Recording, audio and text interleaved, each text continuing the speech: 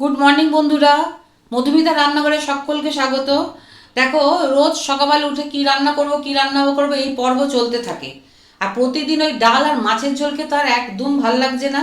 তাই আজকে ঠিক করেছি একদম শটে সাতঠং রান্না হবে, কিন্তু এই একটা পদ দিয়ে খাবো, শুকনো শুকনো ভাত মেখে খাবো। দেখো, এখানে রয়েছে আমার চারটে একদম খুব ভালো কাতলা মাছ। এবার আমি যেটা করব, এইখানে আমি দিয়ে দেবো কিছুটা, মাছের মধ্যে দিয়ে দেবো কিছুটা হলুদ।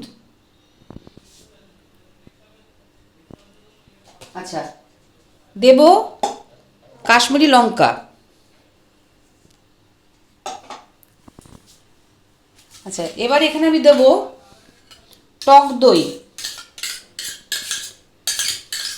এগুলো কিন্তু সবই আমার নিজের মাথা থেকে বার করে করছি, কোনো কিছু দেখে শিখে না, জাস্ট আমার যেটা মনে হচ্ছে আমি সেটা করছি। এবার দেখো, এখানে রয়েছে আমার কুচনো পেঁয়াজ, কড়াইশুঁটি, এগুলো দেখো, এক কোয়া রসুন, টমেটো, কাঁচা লঙ্কা, এই সব কটা এর মধ্যে যাবে, এসব এর মধ্যে যাবে।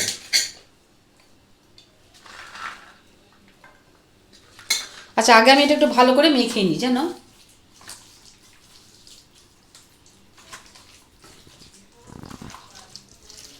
বন্ধুরা দেখো, এগুলো আমি সব দিলাম। এবার আমি যেটা করব, এখন এর মধ্যে দিয়ে দেবো সর্ষের তেল, বেশ বেশি করে সর্ষের তেল দিচ্ছি, পরে আবার দেব। আচ্ছা, এর মধ্যে কিন্তু একটু ব্যালেন্স করার জন্য দেবো একটু সামান্য চিনি।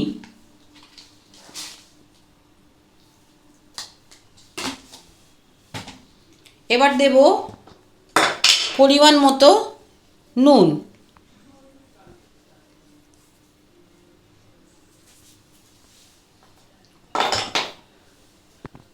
আচ্ছা, এইটাকে আমি ভালো করে, এখন আমি এটাকে সুন্দর করে মাখবো।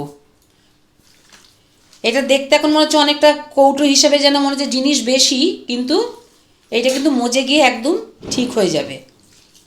এটাকে ভালো করে আগে আমি মাখবো।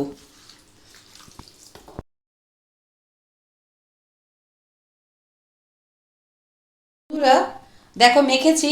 আমার মনে হচ্ছে এর মধ্যে আমাকে আরেকটু টক দই আমি ওপর থেকে দেব।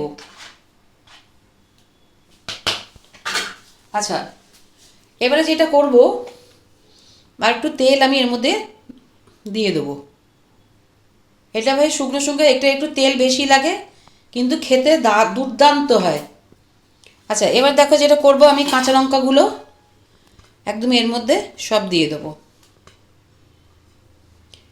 এই রোজ রোজ মাছের ঝোল আর মাছের ঝাল এইসব খেতে খেতে অচ্ছেদ্যা ধরে গেছে, সেই জন্য এটা আমি ঠিক করেছি আজকে আমি এইভাবেই রান্না করব। এগুলোকে মুছিয়ে নিলাম। এবার দেখো, কড়ার মধ্যে আমি জল বসিয়ে দিয়েছি ফুটতে। এবার আমি যেটা করব, এই বাটিটাকে আমি সুন্দরভাবে এখানে বসিয়ে দেবো। একটু মিডিয়াম করে বসাতে হবে। আর যেটা করবো, এখন গ্যাসটাকে একটু বাড়িয়ে দেবো। এখন বাড়িয়ে দেবো, জল যদি শুকিয়ে যায় সাইড থেকে আবার জল দিয়ে দেওয়া হবে।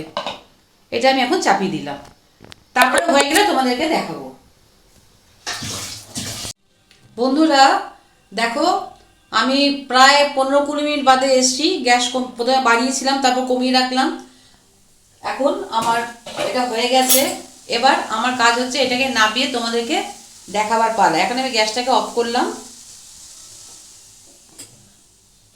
এবার আস্তে করে তোমাদেরকে এটা নামিয়ে দেখাবো। দেখো বন্ধুরা, আমি গ্যাস থেকে এটাকে আস্তে করে নামাচ্ছি।